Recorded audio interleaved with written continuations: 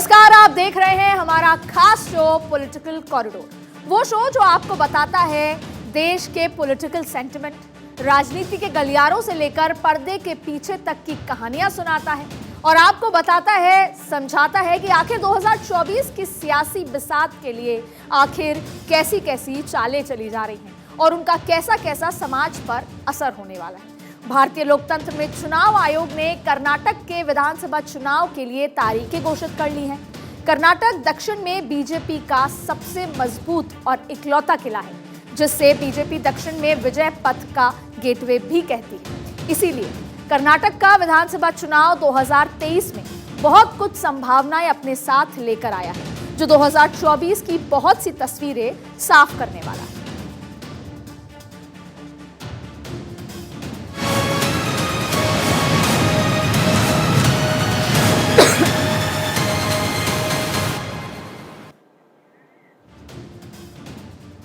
उन्नीस सौ 73 में नए नामकरण से पहले कर्नाटक को मैसूर राज्य कहा जाता था। देश के छठे सबसे बड़े राज्य में चुनाव आयोग ने विधानसभा चुनाव का ऐलान कर दिया। 224 विधायकों वाले सदन में 113 का बहुमत सरकार बनाने के लिए काफी है। इसीलिए कर्नाटक में जनता का मूड समझकर सरकार बनाना और बहुमत का आंकड़ा हासिल करना बिल्कुल भी आसान नहीं। और इसका सबसे बड़ा कारण यह है कि यहाँ की जनता का वोटिंग पैटर्न, हर 5 साल में जनता सरकार बदल देती है। 38 साल से हर बार सरकार बदलती जा रही है और 1985 से सरकार बदलने का सिलसिला जारी है। बीजेपी पर सरकार रिपीट का सबसे बड़ा दबाव है और कांग्रेस के लिए सत्ता वापसी का अच्छा मौका है। कर्नाटक में 5.25 करोड़ मतदाता हैं और 13 मई को ये तय कर देंगे कि आखिर उन्होंने इस बार अपना वोटिंग पैटर्न को ही चुना है या फिर कर्नाटक ने सरकार रिपीट कर न केवल परंपरा और रिवाज को तोड़ा है बल्कि नया इतिहास भी रच दिया। कर्नाटक में 13 अप्रैल से चुनावी अधिसूचना जारी हो जाएगी। ऐसे में कांग्रेस ने पॉलिटिकल एज लेने के लिए अपनी 125 उम्मीदवारों की पहली लिस्ट जारी कर दी। तो दिल्ली पंजाब के बाद, वो जीतने के बाद, अब गुजरात और हारने के बाद आपको बता दें कि एक बार नए सिरे से आम आदमी पार्टी भी 80 उम्मीदवारों की लिस्ट के साथ कर्नाटक में दांव ठोक रही है। तो चलिए कर्नाटक के रण की चुनौतियां और उसके काट को पहले आपको समझाएंगे, लेकिन उससे पहले कर्नाटक के रण में आखिर कितने किरदार हैं ये जान लीजिए। बीजेपी सत्ता में काबिज है, कांग्रेस मुख्य विपक्षी पार्टी, जेडीएस तीसरी सबसे बड़ी पार्टी, एआईएमआईएम मुस्लिम बाहुल इलाके में ताल ठोक रही है, आम आदमी पार्टी केजरीवाल की साउथ की मंशा। अब देखिए, 3-3 राष्ट्र पार्टी के साथ कर्नाटक का चुनाव रीजनल और निर्दलीय उम्मीदवारों में बटा रहेगा। इसीलिए 2023 में होने वाले इस चुनाव के 13वें सबसे बड़े जो फैक्टर्स हैं वो हम आज आपको बताएंगे, जो इस चुनाव को पेचीदा और कॉम्प्लेक्स बनाते हैं। 29 मार्च को चुनाव आयोग ने राष्ट्रीय राजधानी दिल्ली में प्रेस कॉन्फ्रेंस की और मुख्य चुनाव आयुक्त ने कहा कि 10 मई 2023 को कर्नाटक में वोटिंग होगी और 224 सीटों के लिए मतदान किया जाएगा। सीधे एक चरण में ही मतदान पूरा कर लिया जाएगा और 13 मई को वोटों की गिनती की जाएगी। अब देखिए, चुनावी तारीखों के ऐलान के बाद राजनीतिक गलियारों में हलचल शुरू हो चुकी है। शाम होते होते कर्नाटक इलेक्शन को लेकर सर्वे की बौछार होने लगी है और इन्हीं सर्वे में कहीं खुशी कहीं गम के हालात भी नजर आए। किसी ने सरकार रिपीट करने की भविष्यवाणी की तो किसी ने कांग्रेस की वापसी के तगड़े संकेत दे दिए और किसी ने हंग असेंबली बता दी। ये तमाम संभावनाएं क्या तस्वीर बनाती हैं और अब कर्नाटक में ऊंट किस करवट बैठेगा ये तो जनता जनार्दन तय करेगी। लेकिन वोटिंग होने तक के इन 40 दिनों में कर्नाटक की राजनीति 13 का पहाड़ा पड़ने वाली है, यानी कि वो 13 मुद्दे जो इस चुनावी सियासत का फैसला लिखने वाले हैं। अब देखिए, हिजाब विवाद है, भ्रष्टाचार है, एंटी इनकम्बेंसी है, नीट बैन, टेम्पल पॉलिटिक्स, परिवारवाद, हिंदूवाद, मुस्लिम आरक्षण, विकास, टीपू सुल्तान, वोट कटुआ पार्टी और नए वोटर्स, ये तमाम वो मुद्दे हैं और साथ में एक सबसे बड़ा मुद्दा, मोदी मैजिक। 2023 की फाइनल बैटल से पहले कर्नाटक के पॉलिटिकल कॉरिडोर में कई छोटी छोटी लड़ाइयां लड़ी जा रही हैं। बीजेपी के सबसे बड़े सूरमा 80 साल के येदियुरप्पा के सामने कांग्रेस के पूर्व सीएम सिद्धारमैया नजर आ रहे हैं, तो सीएम बसवराज बोमई के सामने डीके शिवकुमार नजर आ रहे हैं। जेडीएस ने अब अकेले चुनाव लड़ने का फैसला किया है, तो उसे आम आदमी पार्टी की चुनौती से 2-4 होना पड़ेगा। ऐसे में ओवैसी की पार्टी एआईएमआईएम भी चुनाव में सेंधमारी की तैयारी कर रही है। यानी कि आईपीएल के धमाकेदार मनोरंजन की तरह कर्नाटक का इलेक्शन भी खूब रोमांचक होने वाला है। कर्नाटक में ताजा मुद्दा मुस्लिम आरक्षण का है। 27 मार्च को बसवराज बोमई की सरकार ने मुस्लिम आरक्षण को खत्म कर दिया और आर्थिक रूप से कमजोर मुसलमानों को आरक्षण पहले की तरह मिलता रहेगा। लेकिन पहले तो 4% आरक्षण उनको मिलता था, अब उसे वोकालिगा और लिंगायत समुदाय में बांट दिया गया है। लेकिन इसका क्या समीकरण रहने वाला है, ये समझना बहुत महत्वपूर्ण है। कर्नाटक में मठों के जरिए राजनीति की जाती है। उत्तरी कर्नाटक में लिंगायत समुदाय रहता है और दक्षिण कर्नाटक में वोकालिगा समुदाय, और बहुत मजबूत है। लिंगायत समुदाय बीजेपी का सुरक्षित वोट बैंक है और लिंगायत समुदाय के लिए आरक्षण को 7% कर दिया गया है। वोकालिगा समुदाय में बीजेपी की पैठ बन रही है। वोकालिगा के आरक्षण को 6% कर दिया गया है। अब लिंगायत और वोकालिगा मिलकर कर्नाटक में 23% वोट बैंक बनाते हैं और ऐसे में दोनों समुदाय को 2% का आरक्षण देकर बीजेपी ने हिंदुत्व को अपने एजेंडे, जो उनका एजेंडा हिंदुत्व था, उसे आगे बढ़ाने का नया दांव खेला है। बीजेपी की सरकार ने समुदाय के साथ SC/ST के रिजर्वेशन में भी बदलाव कर दिया गया। कर्नाटक में चुनाव की वोटर लिस्ट में SC/ST में करीब 20% है और जिनको अब 17% आरक्षण का लाभ मिलेगा।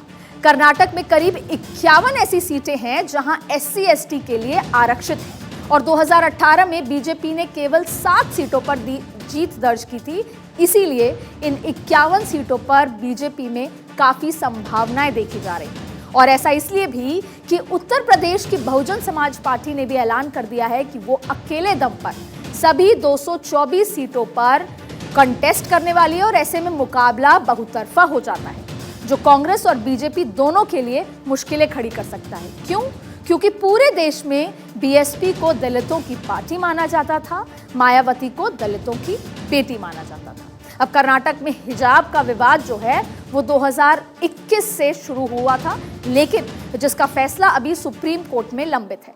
हिजाब का मुद्दा कांग्रेस और जेडीएस दोनों को हिट देता है, इसीलिए पार्टियां हिजाब को अपना मुद्दा बना रही हैं। अब पॉलिटिक्स की पिच पर कांग्रेस और जेडीएस बीजेपी के खिलाफ गुगली फेंक रहे हैं और जिसकी वजह से बीजेपी बैकफुट पर डिफेंसिव खेल रही है और अपना विकेट बचा रही है। इसी ने पिछले 1 महीने में 58 करोड़ रुपए की बरामदगी की है। कर्नाटक में इस साल 530 केजी ड्रग सीज किए गए और बीजेपी विधायक मदल विरूपक्षप्पा की रिश्वत केस में गिरफ्तारी भी हुई है और विधायक के बेटे को पहले ही गिरफ्तार कर लिया गया था। विधायक के ठिकाने से 8 करोड़ कैश बरामद हुआ है। कांग्रेस 40% कमीशन के मुद्दे पर सरकार को घेरती आई है और ऐसे में कर्नाटक की जनता का विश्वास ना तो प्रदेश अध्यक्ष नलिन कुमार कटील जीत पाए हैं और ना ही सीएम बसवराज बोमई। इसीलिए बीजेपी ने अभी तक अपना कोई भी लिस्ट जारी नहीं की है। क्यों? क्योंकि आने वाले दिनों में बीजेपी 25% से 40% पुराने विधायकों का टिकट काट सकती है, युवा और नए चेहरों पर दांव लगा सकती है। बीजेपी 50% सीटों पर अपने चेहरे बदलने की तैयारी में है और बीजेपी का लक्ष्य पूर्ण बहुमत की सरकार बनाने का। अब कयास यही लगाए जा रहे हैं कि बीजेपी आने वाले दिनों में 14 दिनों में उम्मीदवारों की लिस्ट जारी करने वाली है और जिसमें युवा और नए चेहरे शामिल होंगे, जिसकी साफ वजह यही है कि इस बार कर्नाटक चुनाव में करीब 9.17 लाख वोटर्स पहली बार वोट डालेंगे। ये नए वोटर हैं, 18 साल के होंगे और ऐसे में इनको लुभाने के लिए बीजेपी युवा चेहरों पर दांव खेल रही है। युवाओं को लुभाने के लिए बीजेपी के पास एक बड़ा अस्त्र भी है, वो है कि हिंदुत्व के फायर ब्रांड नेता और उत्तर प्रदेश के सीएम योगी आदित्यनाथ योगी आदित्यनाथ का प्रशासन जितना मकबूल हो रहा है, उससे ज्यादा चर्चा उनके बुलडोजर वाले मॉडल की हो रही है। 2018 में आंकड़े बताते हैं कि योगी आदित्यनाथ कितने हिट रहे। कर्नाटक में जब चुनाव थे तो योगी आदित्यनाथ का जो अट्रैक्शन था वहां की जनता के प्रति वो बहुत ज्यादा था। 2018 के चुनाव में योगी आदित्यनाथ ने 25 रैलियां की थी।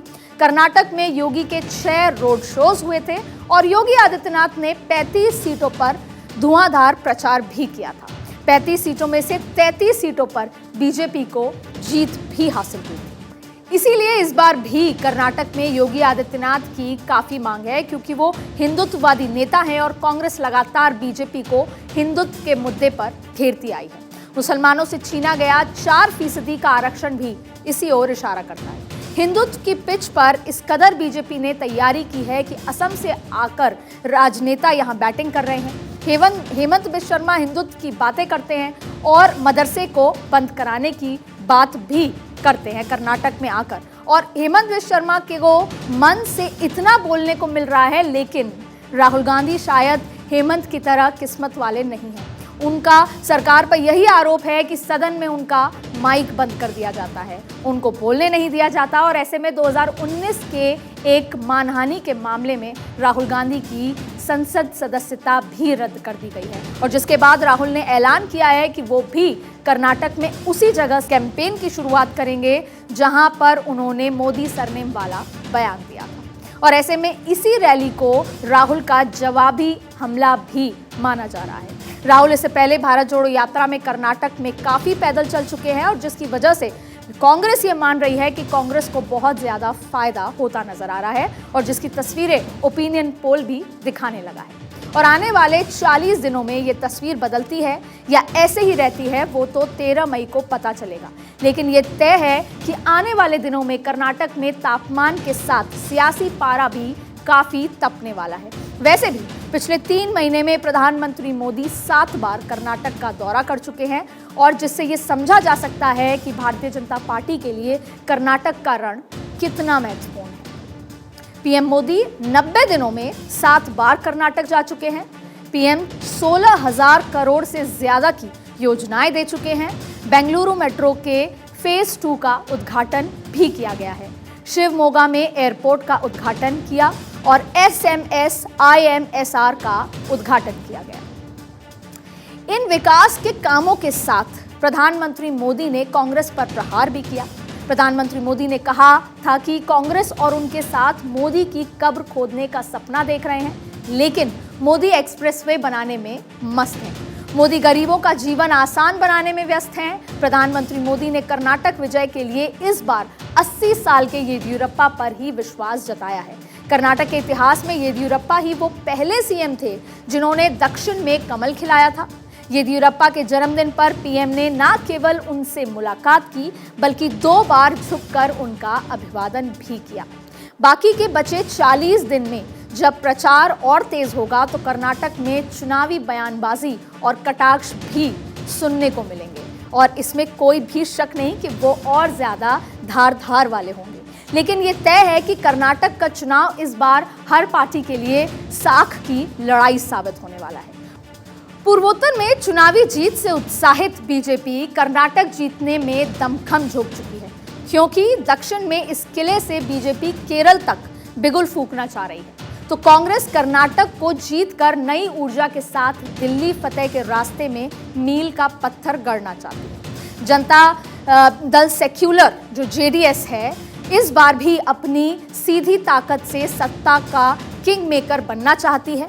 तो आम आदमी पार्टी कर्नाटक के जरिए ही दक्षिण में अपनी एंट्री शुरू करना चाहती है। हैदराबाद से सटे कर्नाटक में ओवैसी भी ताल ठोककर मुस्लिम बाहुल सीटों को कब्जाने की कोशिश में है, और जिससे बिहार की तरह वो कर्नाटक में भी चमत्कार कर सके। बहरहाल कर्नाटक का चुनावी रण सज चुका है और हर कोई अपने अपने शस्त्रों के साथ चुनावी समर में कूद चुका है। आने वाले मई के महीने में जब सूर्य देवता अंगारों की बारिश कर रहे होंगे, तब कर्नाटक का चुनावी रण भी इलेक्शन की चुनावी ज्वाला आग बरसा रही होगी। अब ये कितने किसको जलाती है, ये तो आने वाला वक्त ही बताएगा, और कितनों के सपने को रोशन करती है, ये भी आने वाला वक्त ही बताएगा। और इसका पोस्टर 13 मई को शाम को लगा हुआ मिलेगा। तब तक के लिए मुझे दीजिए इजाजत।